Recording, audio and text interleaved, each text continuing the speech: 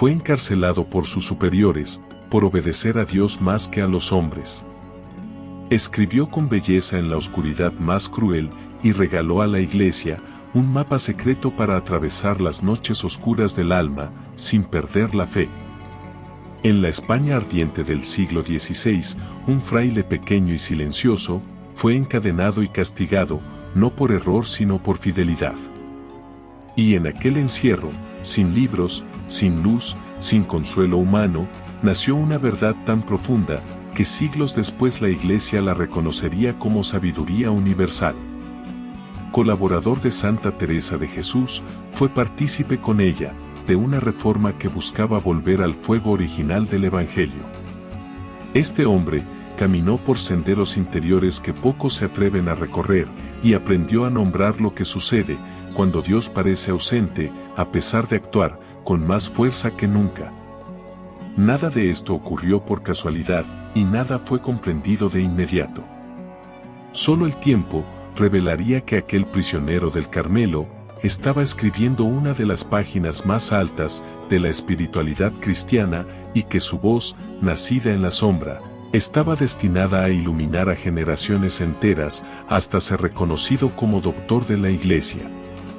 Sus escritos, forjados en la prueba y en el silencio, no explican la fe desde la comodidad racional, sino desde la experiencia viva del despojo, en esa noche oscura y profunda del alma, que hiere, purifica y transforma. Juan de Yepes Álvarez nació en Fontiveros, Ávila, en 1542, en una España marcada por la pobreza, las tensiones religiosas y el esplendor espiritual del siglo de oro. Quedó huérfano de padre siendo niño, conoció el hambre, el desprecio social y el trabajo duro, y desde muy temprano entendió que la vida no prometía consuelos fáciles. Pero en ese terreno árido, comenzó a germinar una sed radical de Dios, la que nunca lo abandonaría. Ingresó primero en los Carmelitas, y fue ordenado sacerdote en 1567. Pero algo en su interior, le decía que no bastaba con cumplir, que había una llamada más profunda, más exigente, casi peligrosa.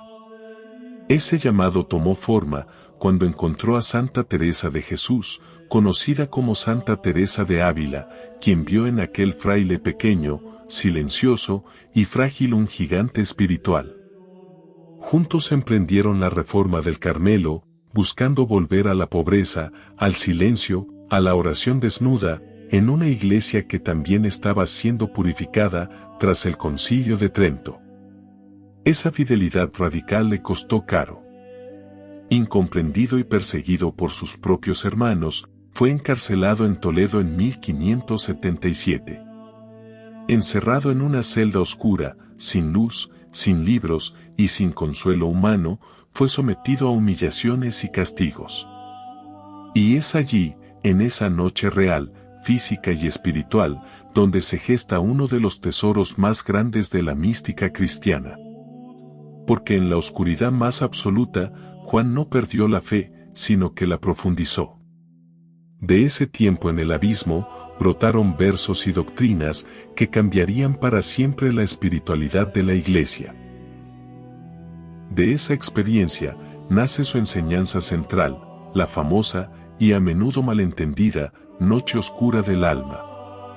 No es una depresión, ni un castigo divino, sino que se refiere a un proceso purificador, por el cual Dios mismo, vacía al alma de apegos, consuelos, y falsas seguridades, para unirla plenamente a Él.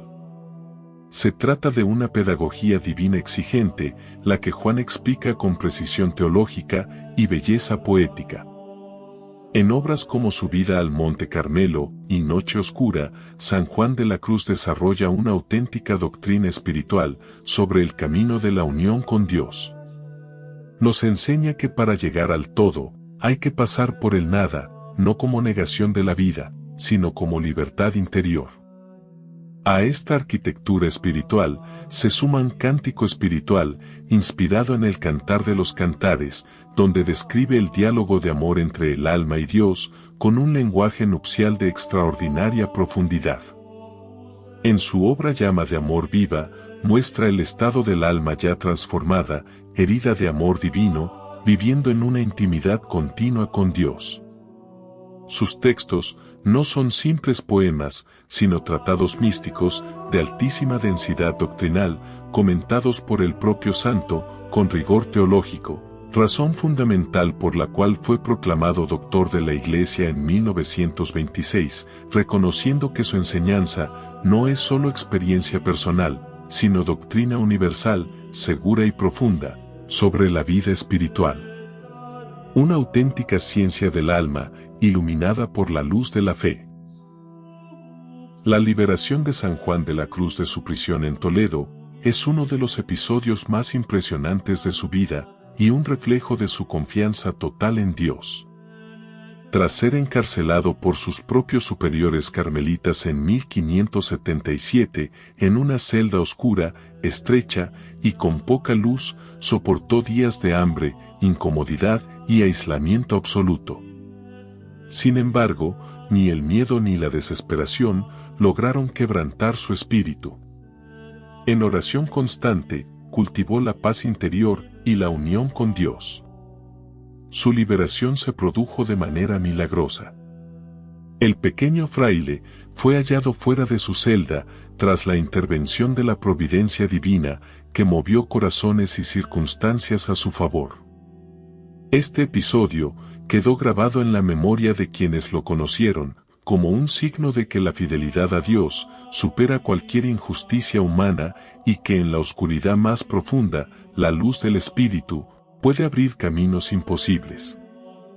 San Juan de la Cruz es doctor de la Iglesia, no solo por escribir bellamente, sino porque desarrolló una teología mística coherente, sistemática y fiel a la revelación, capaz de guiar a las almas en los procesos más delicados de la vida interior, especialmente en el sufrimiento, la sequedad y la prueba, mostrando que Dios actúa, incluso y sobre todo, cuando parece ausente.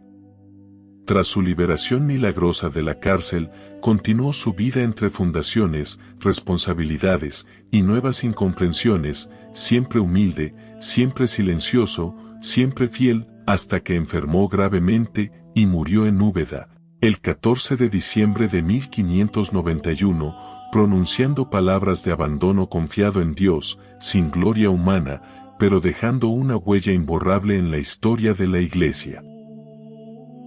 Fue beatificado en 1675 y canonizado en 1726 por el Papa Benedicto XIII. Su memoria litúrgica se celebra el 14 de diciembre. Es patrono de los místicos, de los contemplativos, y junto con Santa Teresa de Jesús, del Carmelo, una familia espiritual que hoy sigue viva en monasterios y conventos de todo el mundo, alimentándose de sus escritos, los que continúan siendo estudiados, publicados y meditados como guía segura hacia la santidad. Sus restos descansan en Segovia, en el convento de los Carmelitas Descalzos, donde su tumba se ha convertido en lugar de peregrinación, silencio y oración. San Juan de la Cruz enseña hoy, con la misma fuerza que en el siglo XVI, que la fe no es siempre luz sensible, que amar a Dios implica atravesar noches, renuncias y despojos. Pero que ninguna oscuridad es estéril, cuando se vive con confianza, porque al final de la noche, no espera el vacío, sino el abrazo ardiente de Dios. San Juan de la Cruz nació para arder por dentro, y terminó enseñándole a la Iglesia cómo atravesar la noche sin perder a Dios. Porque no fue un místico autor de bellos poemas espirituales, sino un hombre forjado en el silencio, el dolor y el fuego interior. Un alma que aprendió que la oscuridad puede ser el camino más seguro hacia la luz. Su vida nos deja una certeza que sigue sanando almas. Quien se atreve a perderlo todo por amor a Dios, lo encuentra todo en Él. San Juan de la Cruz. Ruega por nosotros.